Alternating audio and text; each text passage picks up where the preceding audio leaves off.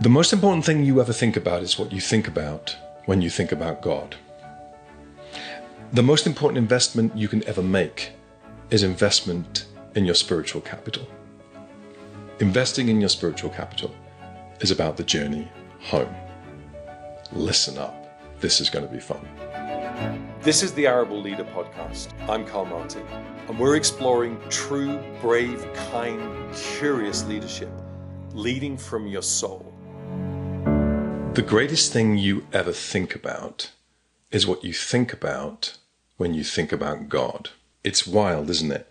That the most challenging conversation of all, for me, bar none, is the spiritual conversation, the conversation that I should be most familiar with, the conversation that I should be most keen to have is the conversation that I'm dancing around a bit. And there are reasons for that. Reason number one is it seems universally acknowledged that if you want to have peace in your relationships, and particularly in your conversations, you want to avoid conversations about politics and religion. And so, therefore, people are historically very careful about how they walk and talk through these things. And secondly, more important and more personally, I have absolutely no desire to use my current role to push a particular position and to force people into a particular way of thinking. I have absolute desire for you to know that I am a Christian, I'm a follower of Jesus, but that I'm not going to prejudice myself in any way towards what you think and what you feel. But we have to have this conversation. And we have to have this conversation because I am committed to your leadership health. And I am abundantly concerned about you as a spiritual being. This is a spiritual world. The wonder of this world and the mystery of this world and the enigma of this world is only, in my estimation, understood by understanding that this is a spiritual world. Just as you're an emotional, relational being, there is a core of you, an essence of you that is built for this and for this conversation. I and you, we exist for more and in more ways than can be explained by our senses and our sensory life and our thoughts and our cognitive life. We're made for more. And here's the thing that I want us to understand. To neglect our spiritual capital is in truth to undermine every other capital. So we're going to have this conversation. In fact, we're already having this conversation. So how are we going to frame it? What I am not going to do or attempt to do in any way is to give an exhaustive apology for God, as if I could ever do that. Nor am I going to attempt to convince you of my position, but I want to open up a conversation, at least in your mind, with yourself and with others, around what all this means. I want to explain how it feels for me and what I'm currently thinking about this stuff. Here is my unfiltered contention. As I age, and I am, as I experience, as I think, as I travel, as I interact with the world as it appears to be, and people as they show up, and culture as it is formed, it seems unimaginable to me that all this just is. It seems ridiculous to me that we are just accidents, that we just happen. And furthermore, it seems untenable to me that we are wholly temporal beings, that there is no other plan, that there is no design, there is no big cosmic idea, there is no eternity. It seems ridiculous to me that goodness and its opposite, evil, are only engendered in particular individuals and in particular moments of bad human behavior or good human behavior. And that my conscience and my proclivity to worship and adore things and my predisposition to seek and to go after truth just is accidental or incidental. My true, brave, kind, curious pursuit is hardwired in me, I think.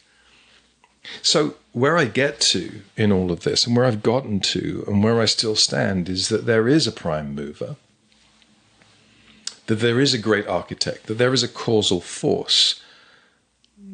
Perhaps the only description that I can use is there is God. And that God must be creative because of what I see, must be just because it just wouldn't work otherwise, and is good to know.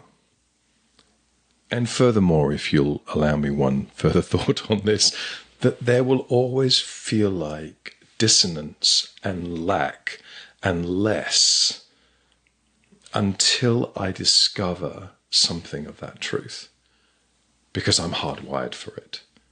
There is this God responder mechanism in me. There is more. And so this life, this leadership life, is a journey. It's a disruptive discovery. It's a journey towards whatever that place is, whatever that reality is, whatever that truth is. And so I wrote Cave, Road, Table, and Fire, at least in part, as a signpost towards discovering more of this bigger reality. The cave and the road and the table and the fire is deeply is a spiritual seeking. It's a spiritual journey. It's a deeply personal journey towards whatever there is that is more. The cave, the place of the true, is a journey towards identity, true identity. Who am I? How do I show up? The road is a journey towards purpose. What am I for? What's the point for me? Why do I exist? The table, the kind journey, is a journey towards connection. How am I contingent and dependent upon people around me, and how might I better reflect whatever this mystery is? And the fire is, it's the growth journey, it's the curious journey, it's the pursuit journey, but it's also the redemptive journey. It's the formational journey, and it's the reformational journey. It's a deeply spiritual thing. The best way that I could describe this, if I'm allowed to, is to close with a story. This story is a story from the Christian scriptures, from the New Testament of the Bible, and perhaps it's the most famous story that has been told at least in our Western context. Jesus tells this story, and Jesus is always telling stories because he's what is known as a metaphorical theologian. He tells stories to provoke thoughts and ideas. This story, if you read the scriptures, is a story that's known as the story of the prodigal son. It's a story where Jesus talks about a father who has two sons, and he's addressing two groups of people as he speaks. He's addressing one son, the religious leaders, the Pharisees and the Sadducees, these guys who are the teachers of the law. And he's addressing another group of people, what he calls what's known as the sinners and the tax collectors, those people who thought they were not good enough to be able to even go on this journey. And he says there's a father who has two sons. It's interesting that when Jesus talks about this prime mover, this great architect, he calls him again and again and again the Father. Not the reflection of earthly fatherhood, but the perfection of fatherhood. And he's speaking to these two sons about a father. He says one son comes to the father. He's the younger son. And he is so done with living under the father's law in the father's home. He says, I want to go. Give me my share of the inheritance. Now, back in the day, that would be 1/3 of the whole inheritance, and it will be given to the younger son. And the son took it, disrespected the father, and ran to what the Bible calls the far country, just away from home. And he has a blast. He spends big. He buys friends, and he has at life. Until the moment when all that inheritance is gone. Here's what I think we're supposed to understand. All of us at some stage in our life run from home. We run from the concept, we run from the idea that there is home, that there is God, that there is reason and purpose, and we do our own thing. And this story says that when you do so, your life will begin to unravel. Maybe not now, maybe not obviously, but eventually it does, because you ran effectively from the source of wisdom. So you do unwise. You ran from the source of love, so you look for love in all the wrong places. You ran from the source of purpose, so it's difficult not to find yourself purposeless in this pursuit. And his life unraveled, and he came to the end of himself away from home. And he said, my dad was actually not that bad. And living under his law was actually relatively healthy. And so I can't go back and be a son, but I could go back and be a slave. And so he started a journey back home, rehearsing his story. I'm sorry. I've disrespected you. Can I come back and be a hired hand? And Jesus then points the story back at the father and says the father is looking for the son because he loves the son. And over years he's been looking for the son, and when he sees his son in the distance, and he would know his son from far away, the way he walks, he saw his son, and he hitches up his skirts. He would have worn long flowing robes, and he starts to run towards the son. Now you need to understand this through Middle Eastern eyes. You need to understand that this honor-shame culture meant that normatively, if a son returned who disrespected the father, the elders of the town would then reject the son and say, "You're no longer worthy to be called a son," and throw him out. And so the father doesn't run just because he loves the son. The father runs because he wants to get ahead of the shame. He wants to be the first person to greet the son. He wants to welcome him, and the son falls down and says, "I'm no longer worthy." And the father, who loves him, says, No, let's do restoration here. Let's get you back home. And he throws a party because my son who was lost is now found. That's the story that we remember. The story that we often forget is the story of the older son who'd stayed. The son who had worked diligently and religiously for his father and was in the field. And when the older son in the field hears about the younger son's return, instead of rejoicing, he's pissed. He's pissed because he disrespected the father. He's pissed for a whole bunch of reasons, but primarily I think he's angry because he's worked hard. He's done his thing. He should earn the inheritance. He has rights. And the father, who sees his older son, hitches up his skirts in the same way and walks out to the field and says to his son, "Your brother was lost and is now found. Come and rejoice. And by the way, everything I have is yours. Not the wages of a slave, not that you have strived and driven for, not that you have earned, but as a gift of a son." That's what it means to live in the house. That's what it means to be home.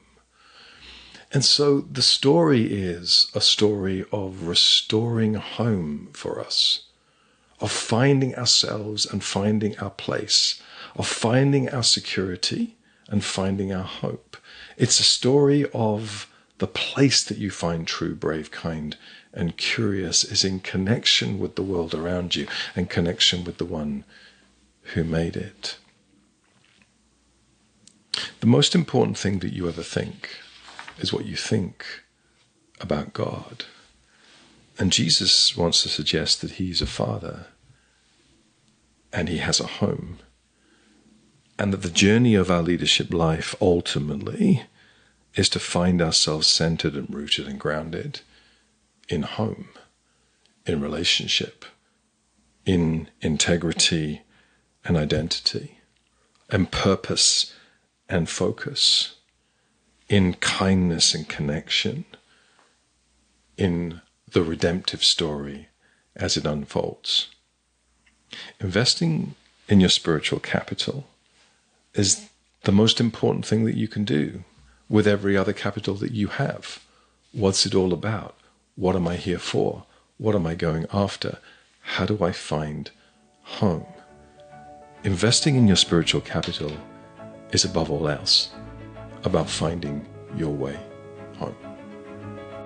You've been watching The Arable Leader with Karl Martin. Subscribe for more episodes with great leaders. And you can also listen to The Arable Leader wherever you get your podcasts. For more resources for leading in a healthy way, visit arableco.com and check out Karl's new book, The Cave, the Road, the Table, and the Fire.